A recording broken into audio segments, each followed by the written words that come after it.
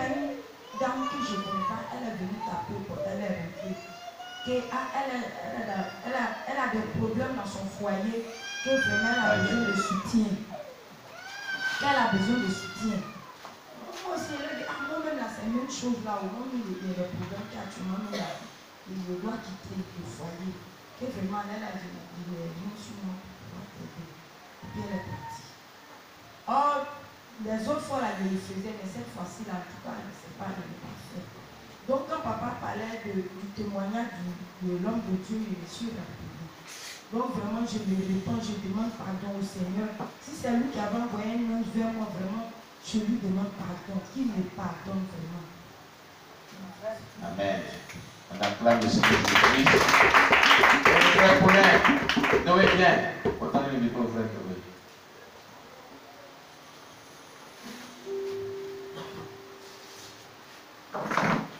Amen. Vous restez là. Quand les gens vont venir, tu vas leur donner le micro. Amen. Vous pouvez intervenir en même temps. C'est que tu as intervenu en même temps. Ah, acclamez Jésus pour lui. Amen. Je crois que le message est constant. Oui.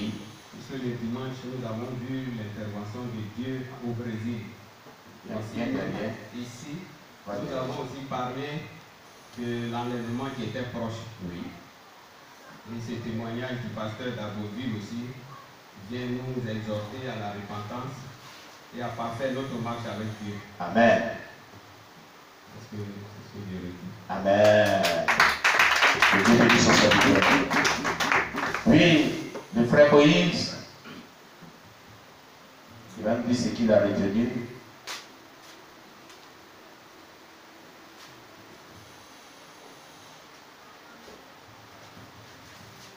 Alléluia. Amen. Alléluia. Amen. Bon, excusez-moi pour la voix, je vais faire une faute. Amen.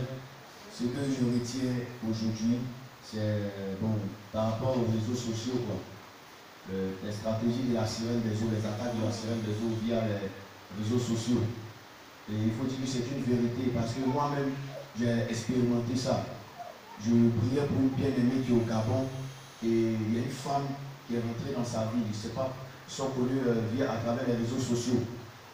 Et c'est pour ça cette femme-là, elle connaît tout de la vie de cette dernière-là. Elle connaît tout de la vie de cette dernière.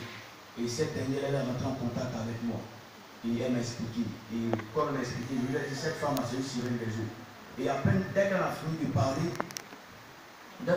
parler, la femme au Maroc, la femme a appelé avec dans la soeur pour lui dire, mais toi tu parles de moi aux gens, pourquoi? Pourquoi tu parles de moi aux gens? Et la soeur a dit, mais comment toi tu sais que j'ai parlé de toi à quelqu'un? Ça a dit, mais tu sais ici, je te vois que la nuit même, je vais venir poser avec toi. Elle au Maroc, elle dit la nuit, je vais venir poser avec toi. Donc la bien-aimée tremblait. Puis elle m'a appelé, elle a dit, oh mon Dieu, voici ce qu'elle a dit, et puis elle dit, non, ne tremble pas. Et puis elle m'a dit, non, elle a un Facebook. Je dis, elle a un Facebook. Elle dit, oui. Elle m'a donné le Facebook. Je tape sur le Facebook de la femme, je vois elle a mis sa photo en profil, mais en couverture. Elle a mis une sirène.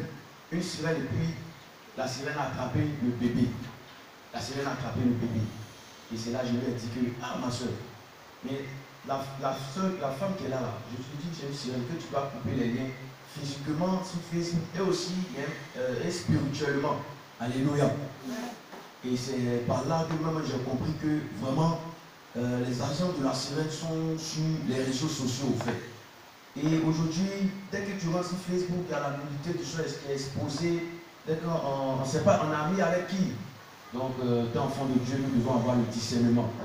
Le discernement, même sur les réseaux sociaux, c'est vrai, on prêche, mais il y a des personnes qui sont touchées, qui vont s'approcher de nous. Mais on doit demander à Dieu vraiment l'identité spirituelle de toute personne que nous contactons sur les réseaux sociaux. C'est ce que je retiens dans ce premier message.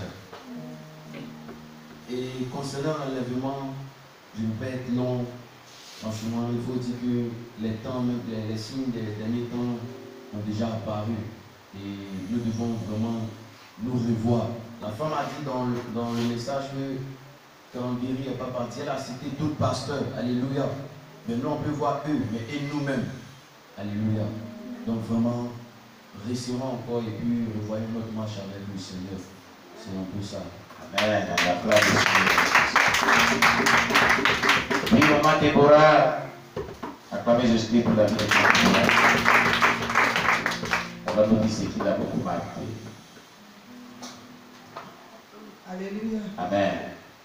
Bon, ce que j'ai compris, c'est que quand j'ai commencé à lire le livre de Qui s'est banni, Oui. je suis tombé sur un côté.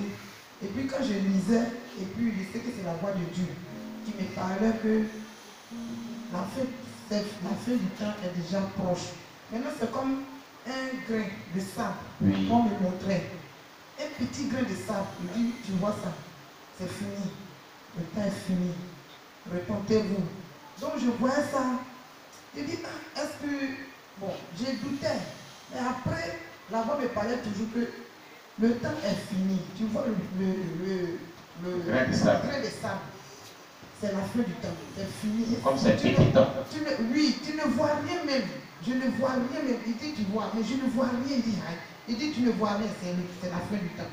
Donc quand je suis réveillé, j'ai dit ça à Abigail que, ah, je lisais le livre là où je ne sais pas si c'est la Bible. Voilà ce que j'ai entendu, que la voix me dit que nous sommes à la fin du temps, que la fin est finie. Mais il m'a montré un grain de sable, mais le grain de sable, quand je regarde, je vois rien. Il dit, mais c'est ça, c'est ça. Donc vraiment, on n'a qu'à faire attention, on n'a qu'à vraiment se repentir sincèrement. On a fait le dépouillement, on sait que tout le monde nous voit, on est dépouillé, on a porté les foulards, les robes, oui, mais est-ce que nos cœurs sont dépouillés? Est-ce que nos marches chrétiennes, est-ce que c'est dépouillé? Est-ce que nos comportements que nous on a en nous là, est-ce que c'est dépouillé? Vraiment, on n'a qu'à faire violence sur nous-mêmes. On n'a qu'à faire violence sur nous-mêmes pour que vraiment on puisse aussi mériter le ciel. Ce n'est pas au fait de porter les robes pour dire que non, je suis déjà sauvé. Nos comportements nous-mêmes, que nous-mêmes on fait là, c'est ça qui va nous conduire à l'enfer. C'est ça qui va faire qu'on va rater le ciel. C'est ça qui fait qu'on va rater le ciel.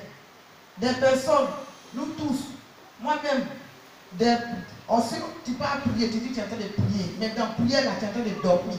Toi, tu as assis là, la personne, tu peux aller, tu peux rester. Nos comportements qu'on a en nous, en tout cas, on n'a qu'à changer nos manières de vivre. L'hypocrisie, c'est remplir nos cœurs. Le mensonge, c'est remplir nos cœurs. Les murmures, les calomnies, c'est remplir nos cœurs. Et nous, on cherche le ciel. Nous sommes dépouillés, mais on a ça encore en nous. Mais si on nous mourra aujourd'hui, où ira nos âmes? Si la tempête sonne aujourd'hui, où ira nos âmes? Au lieu que tu vois ta soeur qui est en train de critiquer quelqu'un où il est dans des domaines de calomnie, approche-toi de elle et fais-lui comprendre que ça là, ça conduit les gens à l'enfer. Ça là, ça conduit les gens à l'enfer. Donc, tu lui parles de la Bible et tu lui donnes les versets. Amen. Il ne faut plus jamais faire ça parce qu'on cherche le ciel. Mais toi, tu vas pousser la personne parce que tu vas pousser la personne là-même. Vous vous entendez, vous critiquez les autres. Mais ce que tu es en train de faire là, c'est la personne lui-même que tu es en train de lui mettre les erreurs en elle. Parce qu'elle pense que lui, elle est bien placée pour critiquer. Pourtant, vous êtes envoyé votre âme à l'enfer. Vraiment, on n'a qu'à s'aimer les uns les autres. Amen. Pour qu'un jour, on puisse mériter le ciel. L'hypocrisie là, c'est pas bon. La méchanceté du cœur, c'est pas bon. Pourtant, on est dépouillés. On est tous dépouillés. Mais nos cœurs, alors, vraiment, c'est triste pour nous. Nous qui sommes, on se dit que nous sommes des femmes vertueuses. C'est triste, ça fait pitié pour nos âmes. Chacun n'a qu'à rentrer en lui-même. Il n'a qu'à rentrer en lui-même. Demander à Dieu, vraiment, sincérité. Il va se repentir sincèrement. Parce que le jour du jugement, on sera une à une devant le trône de Dieu. Un à un devant le trône de Dieu. Mais toi, quel est ton sort? Où ira ton âme? Vraiment, ça fait pitié. Ça fait pitié. Donc on a qu'à vraiment pardonner. On a qu'à vraiment détourner du péché et puis on va vraiment servir Dieu comme il se doit. Comme Dieu lui-même nous a appelés. Bon, deuxième message, la femme qui a cité le nom des pasteurs là. quand moi je cherchais Dieu, je partais sur YouTube. Donc je suivais un pasteur vraiment. Il faisait trop de miracles. Mais ça m'a étonné quand la femme a cité son nom, mon cœur m'est coupé. Un jour, comme ça, j'ai demandé à Dieu, si le pasteur là, s'il est vraiment un homme de Dieu, que Dieu lui-même, il fait qu'un jour il vient au Gabon, et puis moi aussi, je vais prendre son église pour faire mon église. C'est comme ça la nuit, quand j'ai dit ça à Dieu, la nuit je dors, j'ai vu le monsieur lui-même. Il est venu, il avait un polo. Je n'ai pas vu la partie du pied, mais j'ai vu la partie du haut. Mais il avait porté un body vert. Et quand il est arrivé au niveau de mon lit comme ça, il a commencé à rire. Mais sa tête s'est transformée en un animal. Je n'ai rien vu. Un pasteur. Un pasteur, lui. La maman là, elle a dit le nom du pasteur là. Mais tu peux pas dire ton nom. Il s'appelle Kipre Makamzo. Ah ouais. Donc sa tête là s'est transformée en un animal. Donc il a ouvert la bouche et puis il a commencé à rire. Donc je voulais me lever et puis ça, quand il s'est tourné comme ça, il a disparu. Donc je me suis encore allongé. Il est revenu encore avec la même tenue qu'il avait. Oui. Donc quand il est venu, maintenant sa tête s'est transformée en un serpent. Serpent là, il y avait les écailles sur sa tête. Seigneur Jésus. Je dis, mais ça c'est quoi? Un gros serpent, la tête. Donc il s'est levé comme ça. Voilà mes pieds où je mets le lit où je mettais mon pied, mais il était comme ça. Mais moi, ma tête était comme ça, je voulais me lever. Donc, quand il a vu comme ça, sa tête, il y avait les écailles, puis il a ouvert sa bouche. Donc, dedans de sa bouche là, j'ai regardé, c'était rouge. Il dit, mais ça c'est quoi? Donc, quand il voulait me lever, il s'est tourné, il a disparu devant moi. Encore. Oui. Donc, voilà une voix qui retentissait au niveau de mon oreille. Oui. Comme ça, c'est comme si la voix était en haut, mais justement sur mon oreille. Oui. Et puis la voix parlait doucement. Il dit, je ne suis pas là-bas. Je ne suis pas là-bas. Déconnecte-toi de lui. Pas là-bas. Donc quand la voix a dit ça, en même temps, moi je me suis déconnecté de lui. Donc c'est vrai ce que la maman là, elle a dit là, c'est la réalité. Gloire à Jésus. Donc c'est ce que... On acclame Jésus pour la maman. Que Dieu te bénisse. Oui, maman, viens nous dire ce qui t'a beaucoup marqué, ce qui t'a beaucoup touché dans ce culte, ce que tu retiens dans ce culte de ce dimanche. Alléluia. Amen. C'est le premier message là, donc, où l'homme de Dieu a parlé de la colère, exemple que peut-être Oui. la colère. La colère. Vous dites que mon petit a été ici, Oui. dans ce temps, l'enfant, je l'appelle même, il fait les grimaces, pour m'énerver, il met la colère à moi. Il lui parle même, il fait des choses bizarres, puis la colère sur moi. Et on met l'appel, la fille, il ne répond pas. Et puis quand c'est là, on dit, on t'appelle, la maman t'appelle, tu m'appelles pourquoi? La colère. Quand je me lève, il fuit, puis bonsoir, le juge sort. Il met la colère à moi tous les jours. Oui. C'est ce qu'il fait. Donc le mardi passé, cet homme de Dieu faisait son culte du soir. Ce faux homme de Dieu. Ce soir, l'homme du soir. Maman, faut rapprocher, tu parles fort. Ok. Il faisait son culte du soir. Et puis il a dit, parce qu'il a dit que vous avez dans ma cour, sur les murs là, j'ai écrit des versets bibliques. Il a dit, si tu veux, on prend ta tableau, tu écris partout. Tu écris partout. Quel militaire à ta gauche, dis-moi à ta droite, tu ne seras pas très fort. Tu es chez toi là-bas, il y a des livres, je ne sais pas. Comment tu sais que j'ai écrit partout, j'ai fait des tableaux dans ma cour. Il a dit ça. Mais quand souvent il parle dans le règne de l'esprit, je dis souvent, dans le règne de l'esprit, quand la colère est là, dans le règne de l'esprit, eux ils présentent à Dieu, voici ce qu'elle est, voici ce qu'elle fait, la colère. Donc c'est un mystique, c'est ce qu'il a dit, ils ne tiennent pas compte de ce que tu vois là, de ce que tu fais. Puis ils viennent. Quand l'homme de Dieu a parlé, il a parlé de ça, je me suis rappelé, il dit, donc l'enfant, ce qu'il a dit là-bas, oui. La colère, on aide la colère pour que ces prières ne fassent pas chose. C'est ça. Pour dire la colère là-bas. Je me suis reparti, j'ai demandé pardon, j'ai dit, le temps est sorti d'ici même. Donc tout ce qu'il fait là, pour même plus que je l'ai. Amen. Alléluia. C'est un piège pour me mettre toujours en colère. Amen. Un piège pour me dire que vraiment d'abandonner donné la colère. Il a dit, quand tu as la colère en toi, tu n'es pas sous la protection de Dieu. Voilà. Parce qu'il a dit, quel que soit ce que tu as fait, toujours quand il parle, je ne sais pas ce que tu as bien senti, mais dans le règne de l'esprit, c'est ce qu'il dit toujours. Oui. Dans son règne de l'esprit, l'esprit démoniaque. Dans le règne de l'esprit, tandis que tu as quelque chose en toi, ta prière passe inaperçue. Voilà, tu n'as pas la protection sur toi. Si c'est un mystique à faire un mystique, tout cela ne lui fait rien. Il faut faire des tableaux, écrire tout ce que tu veux.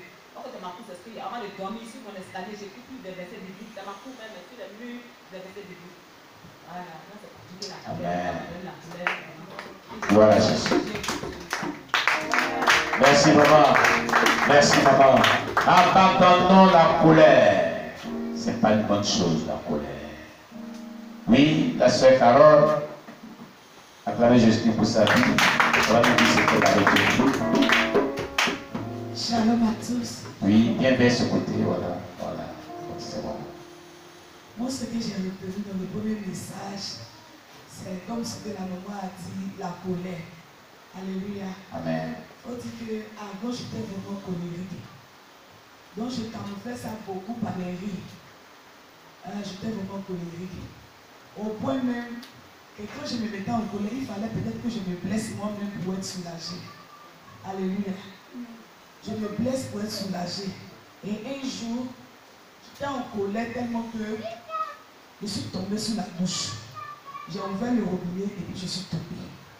Et il y a une maman qui a dit, et quand je tombe comme ça, j'ai, comment on appelle ça, des palpitations au point de piquer une crise. Quand je ne me blesse pas, je suis obligée de piquer une crise. En tout cas, même quand je vais retenir mon souffle pour dire que je vais apaiser, non, ça ne peut pas. Soit je dois pleurer, et puis bon, mais en tout cas, quelque chose doit se passer pour que je sois soulagée. Et il faut dire que je suis tombée sous la douche, et il y a une maman qui était là, qui était l'amie de ma maman. Elle est venue là, elle a tapé la douche. Je suis obligée de forcer la douche pour entrer. Et elle a dit que Dieu dit que si tu ne laisses pas la colère, tu vas mourir sur ça. Et si tu ne laisses pas la colère, tu vas mourir de ça. Et quand elle m'a dit ça, j'invitais les gens pour un temps. Et quand je suis partie au camp, chez le pasteur, quand on était là-bas, on avait reçu la visite d'un enfant. Un enfant sorcier, peut-être à ce moment, il pouvait avoir 11 ans ou 12 ans. Et il disait comme ça que l'arme la plus utilisée par Satan, c'était la colère. Peu importe, même si tu veux, il faut faire 4 heures de prière. Il faut faire toutes les prières que tu veux, il faut réciter le verset que tu veux. Mais une fois que tu t'es mis en colère, et ils ont pas d'accès. Et c'est quand il a dit ça, c'est comme c'était une délivrance pour moi. Alléluia. Amen. Ça a été une délivrance pour moi. Je ne dis pas que je ne l'ai pas en colère. Mais cette colère, comment on appelle ça? Cette colère destructive là, je n'ai plus ça. Alléluia. Amen. Je n'ai plus ça. Au point même que moi-même, que quelqu'un parle mal de moi, ou me dit des choses, puis je dis, bon, ça c'est pas mon problème. Ça, soit on me dit, bon, je ne vais pas écouter. Parce que c'est avant, je vais aller m'arrêter devant tes choses de Dieu. Peu importe qui tu es. Non, peu importe. Parce que, je ne sais pas, mais c'était cette colère-là qui était en moi. Je ne sais pas. Et c'est pas comment j'ai décrit la colère. La colère, vraiment, c'est un démon, vraiment, je ne sais pas comment expliquer. Mais à travers ce message, quand l'homme de Dieu parlait, et il a dit, c'est que l'enfant sorcier lui disait. Et j'ai compris par là que effectivement, c'est la vérité. C'est la vérité. Parce que quand tu es en colère, tu ne te contrôles plus. C'est quand tu finis tes actions. Quand on te dit, mais voilà les paroles que tu as rapportées, toi-même tu es étonné que c'est toi qui as dit ça. Toi-même tu es étonné que c'est toi qui as fait ça. C'est pas toi. Une fois que tu es en colère excessive, ce n'est plus toi, c'est le démon qui vient s'incarner en toi. Et puis il agit comme il veut. Alléluia. Il agit au point même de prendre couteau, au point même de prendre carré pour blesser ton ami saigne. Et puis ça ne te dit rien. Il faut faire comme si ton ami vient te tuer. C'est pas toi, c'est l'esprit là, comme tu l'as donné l'ouverture, lui-même il est rentré. Il s'est incarné en toi pour pouvoir agir mal. Alléluia. C'est ce que j'ai retenu que vraiment la colère vraiment nous sépare, nous enlève sur la protection de Dieu et nous livre vraiment au monde des ténèbres. Et le deuxième message de la sirène, sur la sirène des eaux et sur ses œufs, j'ai compris par là que l'homme de Dieu disait comme ça, que les servants et les serviteurs de ceux qui annoncent la l'évangile, la sainte doctrine, la parole de Dieu, de faire beaucoup attention. Parce que même si elle n'arrive pas à voir, elle te pousse dans le péché. Alléluia. Elle te pousse dans le péché. Donc nous devons vraiment beaucoup faire attention. Moi, je veux, par ce message ce matin, je veux me repentir, demander pardon à Dieu pour chaque parole dans la colère que j'ai prononcée, pour chaque action que j'ai posée, au point même un jour de jeter ma Bible. Alléluia. Il a dit c'est bon. Et quoi on fait après, puis on ne comprend pas. Pourquoi? Parce que je n'avais pas compris le sens même d'avoir accepté Jésus-Christ en ce temps. Alléluia. Lorsque je suis arrivé ici, j'ai dit,